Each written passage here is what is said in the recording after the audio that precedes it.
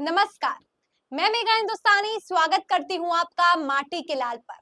Screen पर तस्वीर देखिए, योगी आदित्यनाथ, आनंदीबेन पटेल, उत्तर प्रदेश के दो शक्तिशाली चेहरे, यानी कि आनंदीबेन पटेल जो कि राज्यपाल गवर्नर है इस समय उत्तर प्रदेश की, और दूसरी तरफ मुख्यमंत्री उत्तर प्रदेश के योगी आदित्यनाथ। ऐसे में सबसे बड़ा सवाल है कि आखिर उत्तर प्रदेश में सियासी घमासान, जो टकराव की खबरें बीजेपी के अंतर खेमे से आ रही है, केशव प्रसाद मौर्य 48 घंटे में तीसरी मर्तबा जेपी नड्डा से मिल चुके हैं। तो इन खबरों के बीच आखिर उत्तर प्रदेश के मुख्यमंत्री योगी आदित्यनाथ का राज्यपाल से, आनंदीबेन पटेल से मिलने का क्या मकसद हो सकता है? क्या लिखते हैं लोग इसे लेकर? स्क्रीन पर नजर डालिए।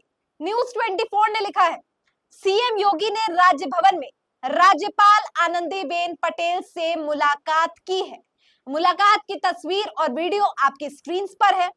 यूजर ने लिखा है, एक सोशल मीडिया यूजर ने लिखा है, after 4th June, it was always logical that Akhilesh Yadav will never want Yogi to be replaced before 2027 elections.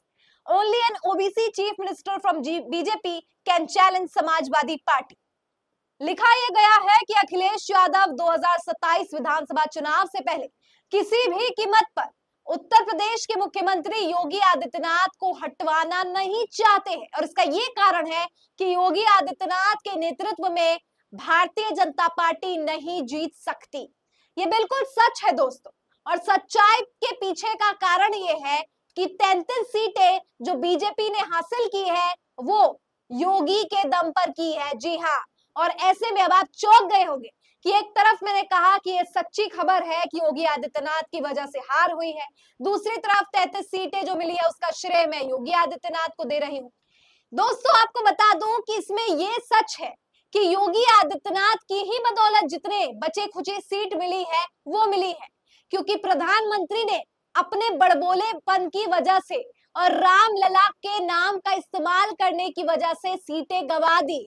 दूसरा कारण अखिलेश यादव की पीडीए वाली रणनीति रही है, जिसमें केवल यादवों को टिकट नहीं बल्कि अल्पसंख्यक पिछड़े वर्गों को, यानी पीडीए, पिछड़ा दलित अल्पसंख्यक को टिकट देने का काम किया गया है। तो सच क्या है दोस्तों, आपको मैं बता दूं कि यहाँ पर जो बात लिखी गई है कि ओबीसी चेहरे की आवश्यकता है, ओबीसी चेहरे की आवश्यकता नहीं है, बल्कि यहाँ पर टिकट बंटवारा पीडीए को मद्देनजर रखते हुए करना पड़ेगा। यानी कि अगर बीजेपी अपना नरसंहार होने से बचना चाहती है तो नेतृत्व योगी आदित्यनाथ का ही होना चाहिए, लेकिन टिकट बंटवारा मनमाने ढंग से और मोदी शाह के इशारों पर नहीं होना चाहिए।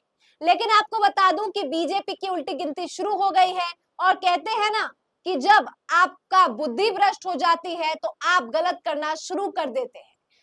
विनाश काले विपरीत बुद्धि, यानी कि बीजेपी का बुरा दौर अब शुरू हो गया है। योगी आदित्यनाथ को ओबीसी कैंडिडेट से रिप्लेस करना चाहते हैं। मौर्य और योगी के बीच के टकराव भी किसी से छुपी नहीं है, लेकिन ऐसे में सवाल है कि क्या भारतीय जनता पार्टी अपनी समीक्षा बैठक में इतना भी नहीं जान पाई कि केवल और केवल योगी की वजह से ही जितनी बची खुची सीटें मिली है उसका श्रेय देना चाहिए, और योगी आदित्यनाथ की वजह से अगर सरकार में आप इतना बड़ा परिवर्तन कर देंगे और शीर्ष नेतृत्व ही बदल देंगे तो इसका जो भारी नुकसान है वो भाजपा को खुद झेलना पड़ेगा। अगर आपको कुछ बदलाव ही करना है तो टिकट बंटवारा में कीजिए, चुनावी प्रचार में भाषणबाजियों में तथ्यों पर बात कीजिए, पेपर लीक जैसे मुद्दों को सुलझाने का प्रयास कीजिए और जनता जनार्दन समझिए और जनता के हित में काम कीजिए। तब लोग वोट भी देंगे और प्रत्याशी सांसद भी बनेगा। लेकिन अगर आप योगी को बदल देंगे और सोचेंगे कि बीजेपी बच जाएगी तो ऐसा नहीं है। अब आपको बता दूं कि ये बात अच्छी तरीके से बीजेपी को भी पता है कि योगी को बदल के बीजेपी सुरक्षित नहीं हो जाएगी, लेकिन फिर भी योगी की बढ़ती लोकप्रियता को घटाने के लिए अब और कोई उचित कदम और कोई सही कदम इनकी नजर में नहीं है। और यही कारण है दोस्तों कि उत्तर प्रदेश में योगी को हटाने की पूरी तरीके से तैयारी शुरू हो गई है। एक ट्विटर यूजर ने किस प्रकार से बखिया उधेड़ने का काम किया है देखिए। रणदीप सिसोदिया लिखते हैं, make no mistake, in 2017 it was Yogi who trounced UP के लड़के campaign of Akhilesh and Rahul. The BJP UP manifesto had a clear Yogi stamp and he was the most south after campaigner across UP. As the legend goes, after the campaigning was over, Yogi quietly receded back to his ashram in Gorakhpur. Results came in. BJP won. Names like Rajnath Singh, Manoj Singh, Keshav Maurya were doing the rounds for CM. Center observes went to Lucknow, met the newly elected legislators, and then watch things started happening, taking a turn. Meanwhile, Yogi, least bothered with power games, was busy with doing normal course at his ashram, conducting Janta Darbars, feeding his cows, etc. When he out of the blue gets a call from the center, he was the most overwhelming favorite of most legislators. A special plan was sent from center to fetch him for Gorakhpur, as they say. Rest is history. If I know Yogi well, he is the last person to either seek or cling to power. Even if he gets the slightest of inkling that he has lost popular support, he will quit. However, we all know the reality.